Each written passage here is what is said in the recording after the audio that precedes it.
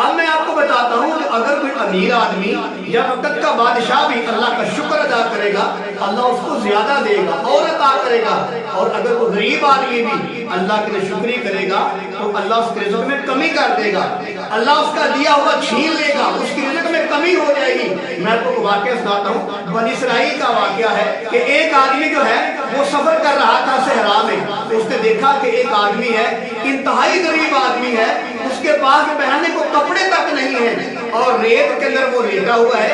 اس نے اپنی شرمگاہ ڈھانپنے کے لیے، اپنا جسم ڈھانپنے کے لیے اس نے ریت کو اوپر لیا ہوا ہے، اور وہ جو رستے سے گزر رہا تھا اس نے اس آدمی کو پوچھا بتاؤ کیا حال ہے؟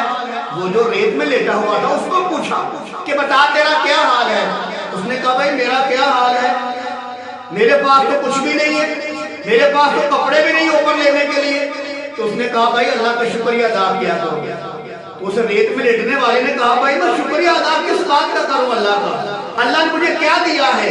میرے پاس کپڑے نہیں شرمگاہ ڈھانپنے کے لیے، میرے پاس شلوار تک نہیں ہے، حتیٰ کہ میں نے اپنے ننگے جسم کو ڈھانپنے کے لیے ریت کا سہارا لیا ہوا ہے، ریت کو میں نے اپنے اوپر لیا ہوا ہے، اور بڑی مشکل سے اپنے جسم کو چھپا کر شرمگاہ کو ڈھانپ کر لیٹا ہوا ہوں۔ میں اللہ کا شکریہ کس بات کا کروں؟ اللہ نے مجھے کیا دیا ہے؟